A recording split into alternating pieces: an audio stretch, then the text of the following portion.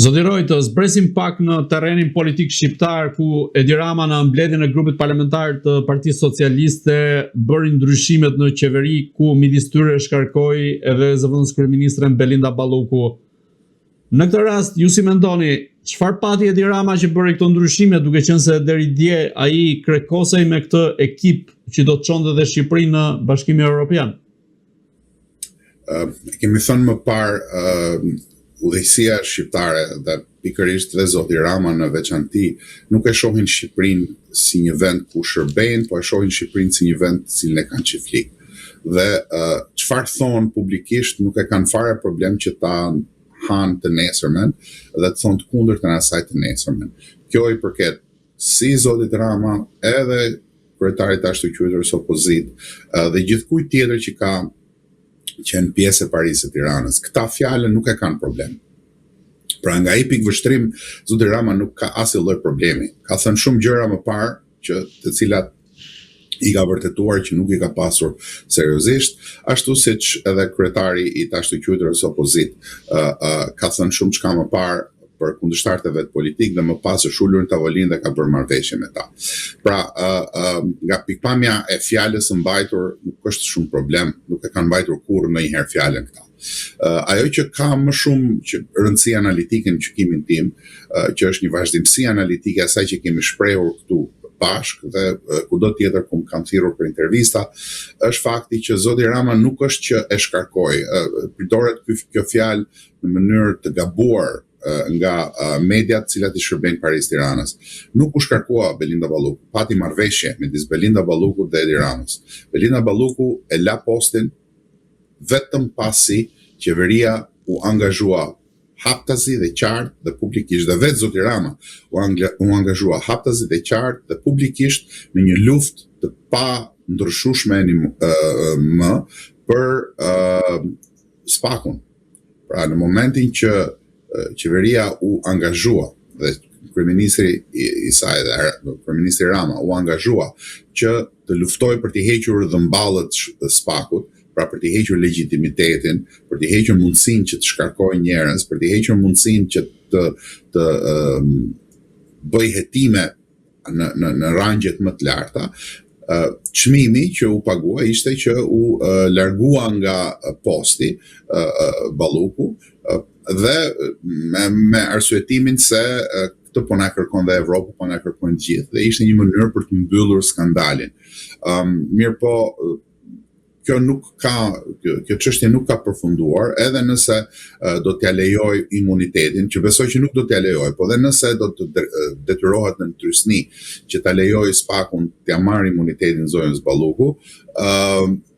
përsëri kjo do të jetë pjesë e marrëveshjes. Pra zonja Balluku me sa duket ka pranuar që të kryej penitencën, dënimin për të mbajtur qeverisjen në këmbë, që është por edhe ajo ka marrë atë garancinë se qeveria do të luftojë deri në fund për ta zhbërë këtë drejtësi, për ta ndryshuar mënyrën se si bëhet drejtësia dhe ajo do të marrë në fund fare, ka marrë garancinë që do të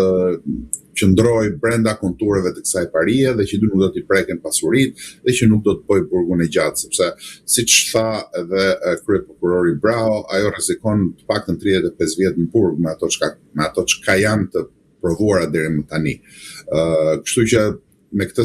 çfarë fitoi zoti Rama? Zoti Rama fitoi garancinë që zonja Balluku nuk do të bëhet e pendura e madhe e drejtësisë dhe do të nxjerrë gjithë kartat në shesh, të cilën ajo drejt për drejt, ose edhe në mënyrë jo të drejt për drejt, të tërthort e ka kërcënuar në një farë mënyrë. Pra, në këtë mënyrë, ju mendoni se ka një marrëveshje të heshtur midis Ballukut dhe Edi Ramës, pra ajo që nuk dihet publikisht, që vjen si pasojë e shantazheve që kjo e fundit i ka bërë kryeministrit, teksa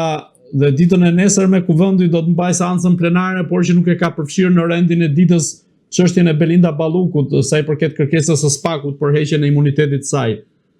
Në këtë rast, qeveria është duke mbrojtur me të gjitha mënyrat sepse Edi Rama shantazhohet nga Balluku, apo siç thatë ju është dhënë ajo garancia midis të dyve që nga njëra anë Edi Rama të mos psoj gjë si pasojë e denoncimeve që mund bënte Balluku në një moment caktuar, dhe nga ana tjetër Balluku të marrë atë garancinë e saj që mund të kryej, po themi, një periudhë caktuar burgimi, ndryshe nga sa tha Braho që ajo rrezikon 35 vite burg. Nuk është thjesht çështje garancie midis dy palëve, Ballukut dhe Edi Ramës, është çështje garancie midis atyre rrjeteve kriminale dhe sindikatës ndërkombëtare të krimit që është mbrapa. Kjo duhet kuptuar me shumë kujdes. Pra, garancia nuk mjafton vetëm për personazhet, sepse duhet garanci për ata që janë mbrapa, duhet garanci për sistemin. Dhe me këtë lloj mënyre, me këtë lloj veprimi, Edi Rama ka dalë garanci për sistemin hajnor kleptokratik të gjithë Parisë Tiranës. Kjo është një marrëveshje që i shërben jashtëzakonisht shumë edhe të ashtu quajturës opozit, sepse ajo që nuk e thon njerëzit, që nuk e thon ato emisionet e darkës, ku flasin të gjithë, ku të gjithë dalin të ditshëm për gjithçka, por nuk thon që me një marrëveshje të tillë, në qoftë se spakut i hiqen dhëmballët, siç thuhet në zhargonin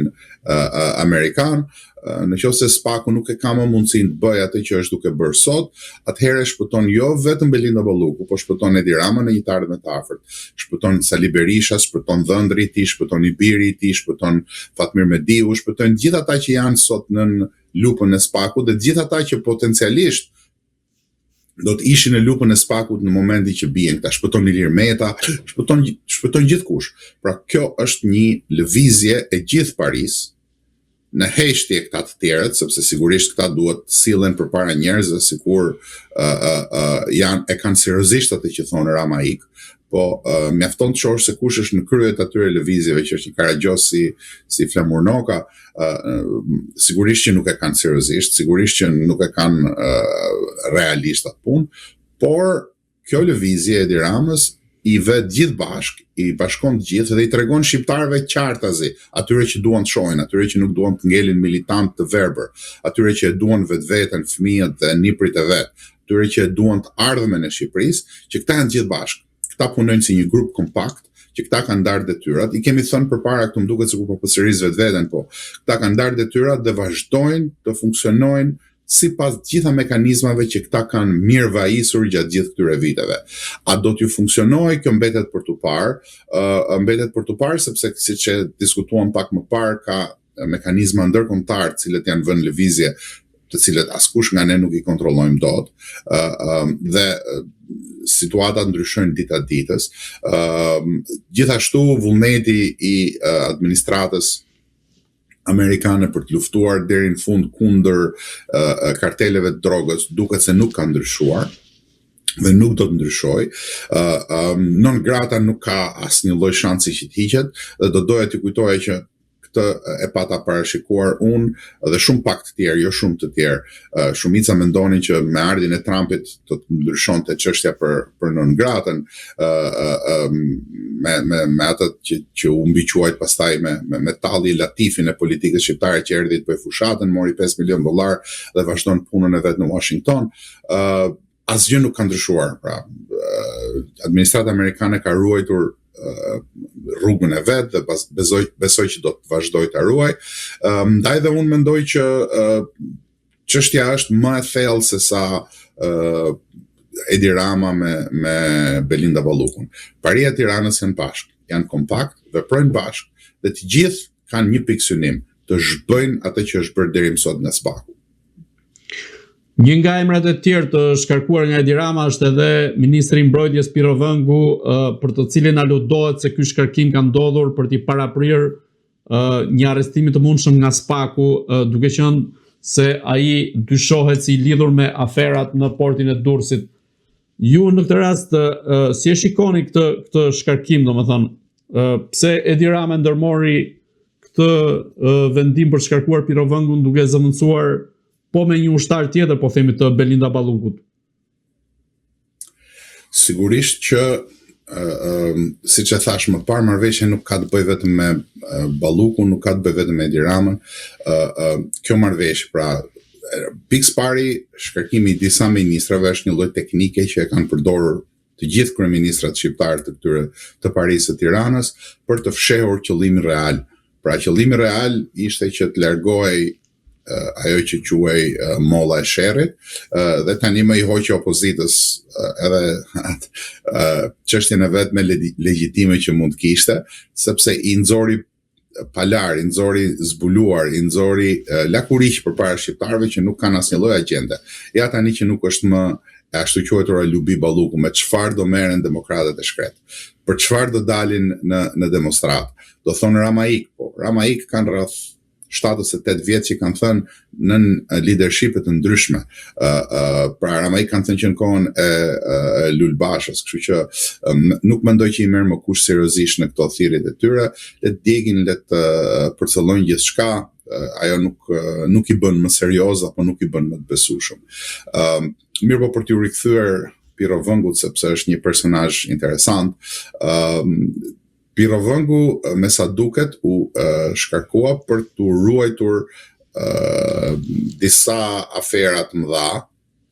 të cilat gjithsesi në ditët në vijim do të dalin në sipërfaqe, por Piro Vëngu ka garanci të tjera sepse është një nga njerëzit që ka punuar për shumë kënd, që është një nga njerëzit që ka lidhje me shumë zyrtarë dhe me shtetet të tjera jashtë konturave të shtetit shqiptar, dhe fakti që Piro Vëngu ishte ministër për një kohë kaq të gjatë dhe ministër kyç i kësaj qeverie është një skandal i përmasave shumë të mëdha. Po siç e thash, nuk kemi shtet serioz, kemi shtet karagjoz, kemi shtet i cili përdoret nga paria e Tiranës për aferat e veta kriminale, kështu që nuk duhet të çuditemi që njëra si Piro Vëngu, për sa kohë që kemi pas Flamur Nokën, ministër të brendshëm, edhe Piro Vëngu ka vendin e vet. Njëri shërben Serbisë, tjetri Greqisë, mirë shumë jemi. Nuk kemi probleme nga ky pikë vështrim. Jemi të paraspeshuar.